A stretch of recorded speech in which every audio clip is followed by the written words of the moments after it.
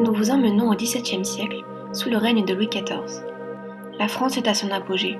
Par la guerre et les conquêtes, le roi Soleil accroît toujours plus sa puissance. Mais derrière cette étoile prospère se cache une affaire des plus sordides. Je vous propose d'entrer dans les coulisses de la face cachée du règne de Louis XIV, à travers l'affaire des poisons.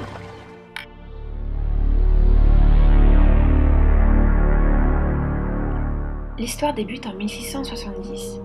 Une jeune noble, la marquise de Brinvilliers, prit un amant quelques années après son mariage. Il s'appelait Jean-Baptiste Gaudin de Sainte-Croix et était officier, passionné d'alchimie à ses heures perdues.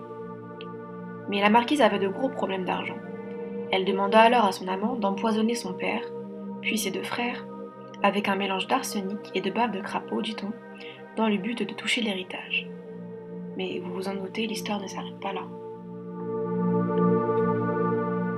Lors de la mort de l'alchimiste en 1672, de nombreuses lettres compromettantes furent trouvées à son domicile, accompagnées de fioles vides.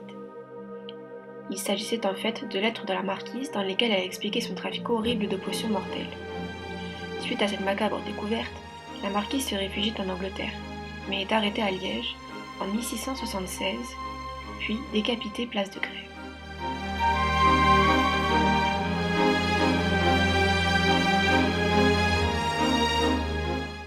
Les révélations de la marquise firent prendre à l'affaire un tout autre tournant. De nombreux membres de la haute société semblaient, selon ses dires, être impliqués dans ces trafics de poison. Le lieutenant Larigny, général de la police de Paris, enquêta sur ces nouvelles révélations. Quelque temps plus tard, il arrêta une certaine mademoiselle Lagrange. Celle-ci révéla qu'un complot destiné à faire assassiner le roi se tramait. Un vaste monde parallèle de magiciens et sorcières adeptes de pratiques occultes, présents dans l'entourage du roi, était impliqué. En 1677, une accoucheuse du nom de Catherine Lavoisin fut arrêtée.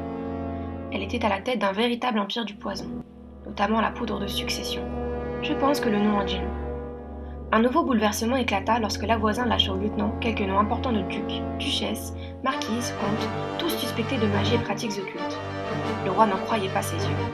Face à l'ampleur de la situation, il créa une juridiction sans pareille, la Chambre ardente, chargée de mener une véritable chasse aux sorcières. Les arrestations et exécutions s'enchaînaient au rythme des morts douteuses. La fille de Lavoisin donna le coup de massue final à l'enquête, après que sa mère maléfique eut été brûlée place de Grève. Louis XIV apprit l'implication de sa maîtresse, la marquise de Montespan, dans des messes noires. C'en était trop pour le roi. Il rédigea un édit en 1682, interdisant et punissant les empoisonneurs, magiciens, devins et autres hérétiques. Au cours de cette véritable affaire d'État seront prononcées 442 inculpations, 104 jugements, 36 condamnations à mort et 23 bannissements.